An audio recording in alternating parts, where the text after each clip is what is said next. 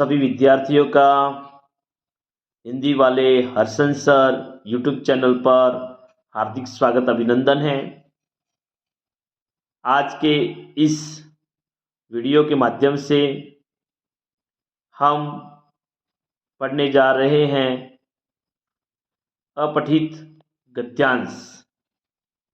एक ऐसा विषय, एक ऐसा अध्याय, एक ऐसा प्रकरण जिसको हम यदि गहनता से अच्छे ढंग से उसे पढ़ लें तो हमारे अंक हैं वो निश्चित तौर पर हमें पूरे के पूरे मिलेंगे।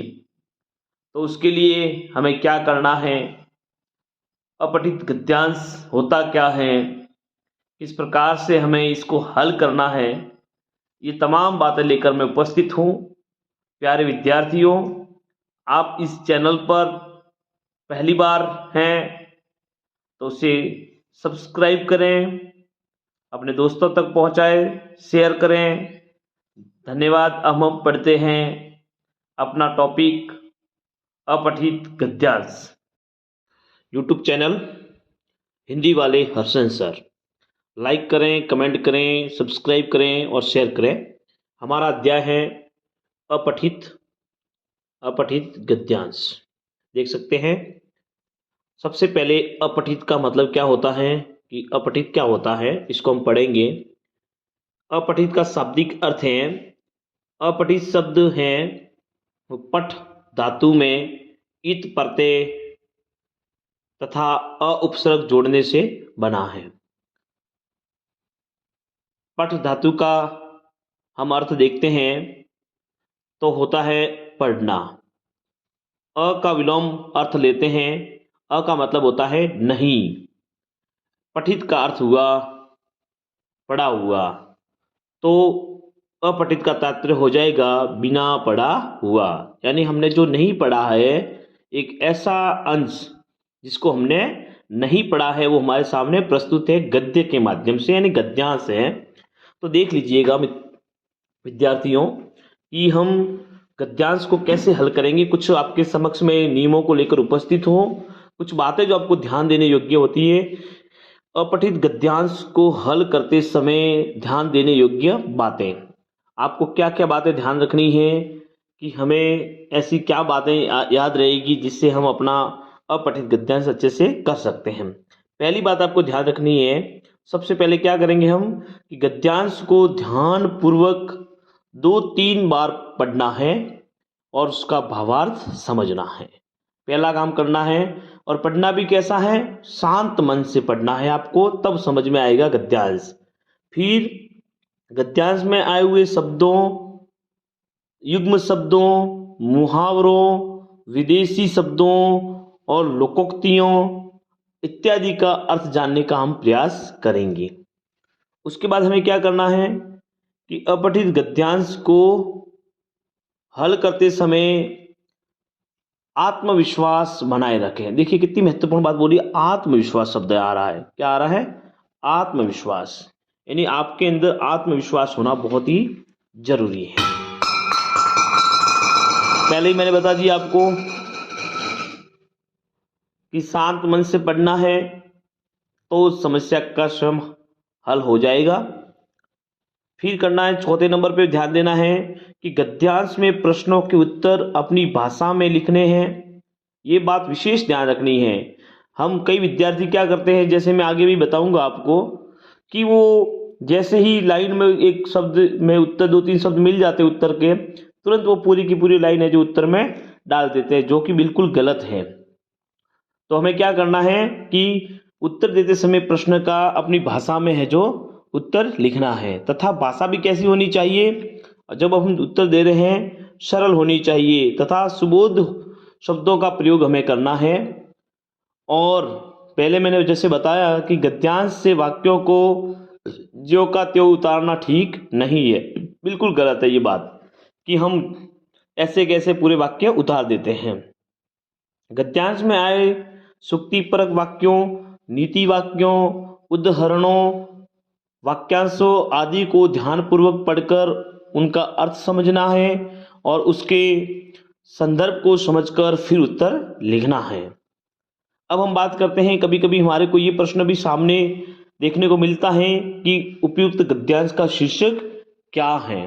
तो उस शीर्षक को पढ़ने के लिए, उस शीर्षक को समझने के लिए कि शीर्षक कौन सा हो सकता है, तो हम एक मोटा मोटा अंदाजा लगा सकते हैं कि या तो शीर्षक जब हम ढूंढने की कोशिश करेंगे तो ज़्यादा से ज़्यादा शीर्षक हमें मिलने की संभावना रहती है पहली पंक्ति में।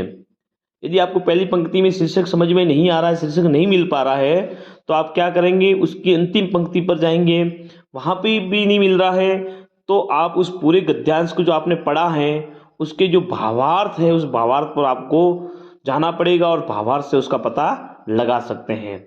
ये जो बातें आपको जो मैं बता रहा हूँ, ये बातें यदि आपने ध्यान रखी हैं तो आपका जो गद्यांश है जो आपकी परीक्षा में 100% आएगा, उस गद्यांश को आप अच्छे से हल कर सकते हो। ये एक ऐसे प्रश्न हैं जो आपके दिमाग को, आपके बुद्धि को टटोलते हुए नजर आते हैं कि आप कितने शांत मन से कितनी बार दोहरान करके गद्यांश का उत्तर आप लिख रहे होते हैं। तो प्यारे विद्यार्थियों, आपको ये 6 बातें समझ में आ रही हैं। आपको 6 ये देख सकते हैं, आपने यहाँ पे मैंने ये थोड़ा सा गलत कर दिया है, यहाँ पे 6 अंक है।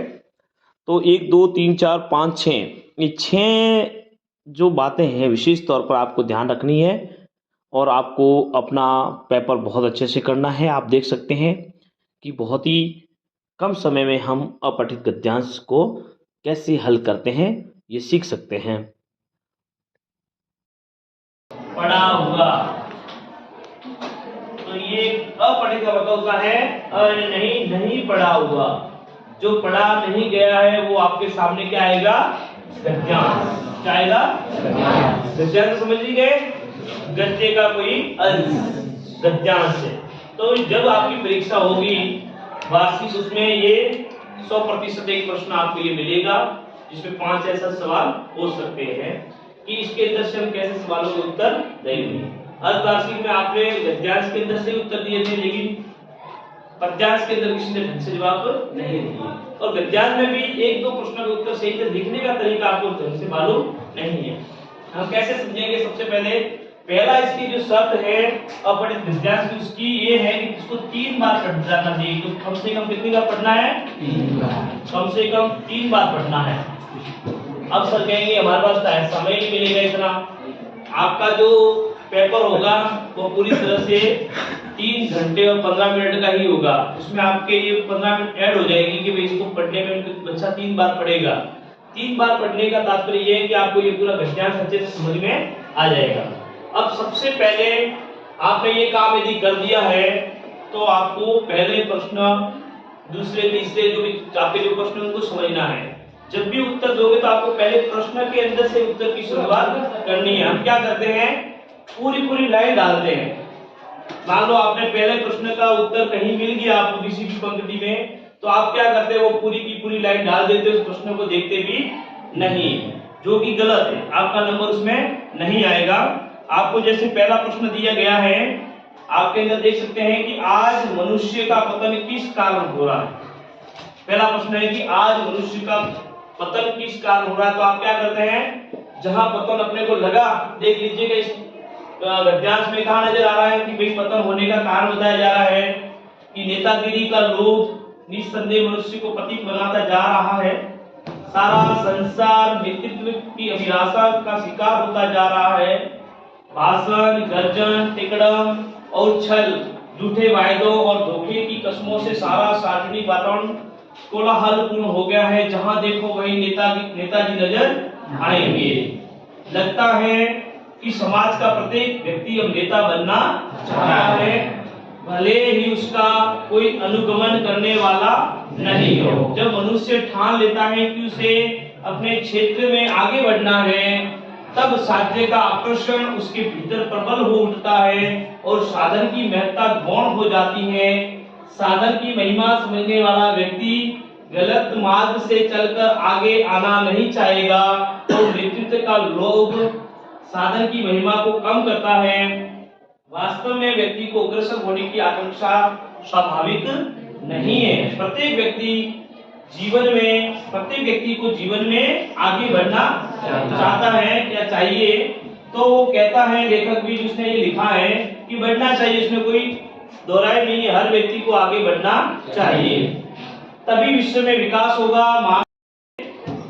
कि स्वयं को आगे बढ़ने के प्रयत्न में वह मूल्यों का, सबसे बात आ रही है, मूल्यों को कुचल तो नहीं रहा है, जो किसी मनुष्य के व्यक्तिगत विकास में कई गुणा मूल्यवान होते हैं, इस बात का ध्यान रखना है। और पहले ही प्रश्न अपने पतन का कारण बता रहा है, क्यों पतन हो रहा है? नेतागिरी का लोभ निस्संदेह मनुष्य को पतित बनाता जा रहा है। पहला ही कारण है कि पतन का कारण है नेतागिरी का लोभ। अब हम क्या करेंगे, प्रश्न को छोड़ देते हैं, आप याद की बात बता रहा हूँ, और हम सीधा सीधे पंक्ति लिख देते हैं, जो कि गलत है। हमें हमेशा अपठित गद्यांश को समझकर प्रश्न से ही उत्तर की शुरुआत करनी चाहिए। और मैंने पहले भी बता दिया कि प्रश्न लिखने की आवश्यकता नहीं है, आप सीधा उत्तर डालेंगे तीसरे का, जैसे मान लो ये प्रश्न पहला या तीसरा दूसरा जो भी है, तो आप दूसरे का पहला प्रश्न कोष्टक में उत्तर सीधा लिखेंगे और फिर लिखेंगे कि आज मनुष्य का पतन किस कारण हो रहा है, किस कारण हो रहा है।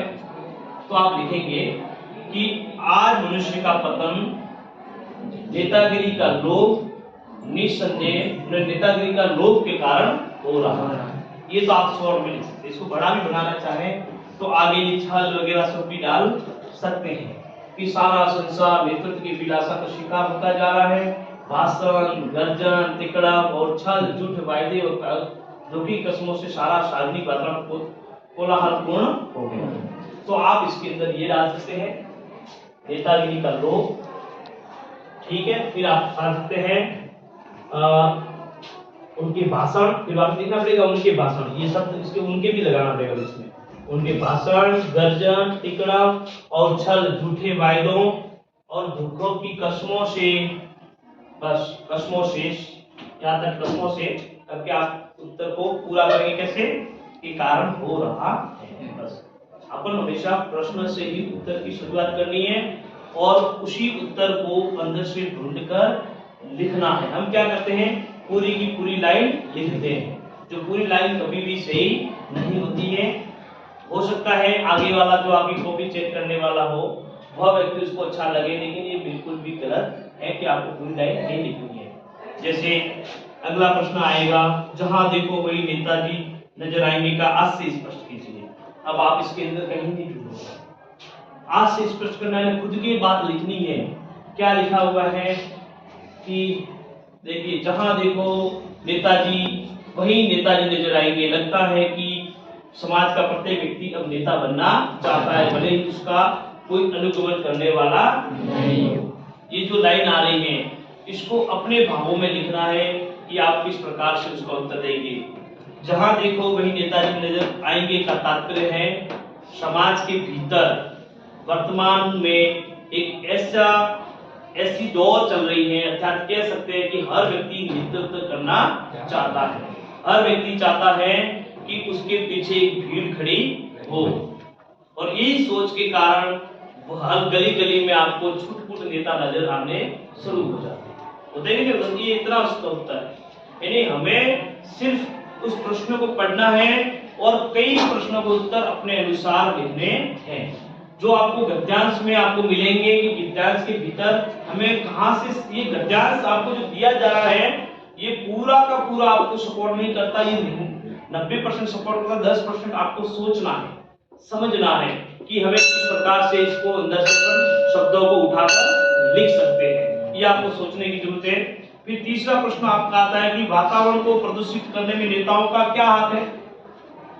ये आप प्रश्न इसमें भी आ सकता है वापिस कि नेताओं का क्या हाथ है, ये आप वापिस लिख सकते हैं कि भाषण, गर्जन, विक्रम और छल, झूठे वायदों और धोखे की कस्मों से सारा जो है वातावरण प्रदूषित हो गया। ये उनके कारनामे, इन्हीं कारणों के कारण उनका वातावरण भी प्रदूषित हो जाता है। अब अगला प्रश्न आ जाएगा आपका कि अनुयायी की आवश्यकता किस लिए होती है, इस समझ में भारत के नेताओं की क्या दशा है। अब ये आपको बहुत बड़ा प्रश्न है जो सिर्फ आपको खुद अपने अंदर से लिखना पड़ेगा, आपको नजर ही नहीं आएगा। है ना। उत्तर छोटा सा नजर आ रहा है, कहाँ आ रहा है, ये सिर्फ आपको नजर आ रहा है कि उनका कोई अनुगमन करने वाला नहीं। आज तक इतने नेता अपने पीछे कुछ भी दिखाई नहीं देता, लेकिन फिर भी वो अपने आप को क्या समझते हैं, बहुत बड़े नेता। अपने क्षेत्र के अंदर देख लो कितने सारे लोगों को वोट लगते किसी के नाम पे, जीतते किसी के नाम पे, और खुद का कोई बंधुता भी नहीं है, खुद का कोई लेना देना नहीं है वोटों में, यानी लोगों को खुद के बारे में कभी बता भी नहीं सकते। यानी ऐसे लोग ऐसे नेता जिनके पीछे भीड़ नहीं होती है और सिर्फ नेतागिरी करने आ जाते हैं। तो अनुयायी की तो आवश्यकता होती है ना, बिल्कुल। नेताओं को बहुत जरूरत होता है कि उनके पीछे लोग हो, यदि लोग ही नहीं तो किसी काम का नेता नहीं होता। अपने को कहीं भी बात करनी होती है तो उसकी बात को तभी स्थान मिलेगा जब उसके पीछे कोई भीड़ होती है। अगला है कि सात्विक आकर्षण बढ़ने पर मनुष्य क्या करता है, ये व्यक्ति में उत्तर आ रहा है। देखो ये जब सात्विक का जो आकर्षण जो प्रबल होता उठ जाता है, तब वो क्या करता है, साधन की महत्ता को गौण समझ लेता है। क्या समझ लेता है, साधन की महत्ता को गौण समझ लेता है। ये उसका उत्तर हो जाएगा कि सात्विक का आकर्षण बढ़ने पर मनुष्य के भीतर साधन की महत्ता गौण हो जाती है। ये इस प्रकार से। और अंतिम जो आएगा कि गद्यांश का शीर्षक क्या है, तो आपको पूरा जब आप पढ़ोगे 2-3 बार तभी ये समझ में आ जाएगा कि एक तो किसके बारे में बात हो रही है, किसके बारे में बात हो रही है, नेताजी। और दूसरी किसके बारे में बात हो रही है, किसके बारे में बात हो रही है, दूसरी गुणों के बारे में बात हो रही है, गुणों के, कि नेता कैसा होना चाहिए। तो नेताजी और सद्गुण, या नेताजी और सद्गुण, ये हो सकता है इसका शीर्षक। शीर्षक हमेशा गद्यांश के पहली लाइन, दूसरी और या तो अंतिम लाइन में मिलता है। अब अपने को नहीं मिल रहा है तो पूरे को आप देखकर जो निकाल सकते हैं। लेकिन हमारे सबसे पहला शब्द आ रहा है नेतागिरी। क्या आ रहा है, नेतागिरी। तो नेतागिरी को देखकर आप नेताजी के बारे में अनुमान लगा सकते हैं कि ये बातें जो गद्यांश में कही गई है किसके लिए कही गई है, नेता के लिए कही गई है। तो नेता के लिए जो बात कही गई है, लेकिन उसके साथ साथ में नेताओं के गुण बताए गए हैं। और गुण भी कैसे, सद्गुण, अच्छे गुण नेता के अंदर क्या क्या हो सकते हैं, ये बुरे गुण बताए गए हैं कि ये सब बुरे गुण हैं, इन गुणों से दूर करना उनको, तब जाके वो अच्छा एक नेता बन सकता है। तो ये आपका था अपठित गद्यांश।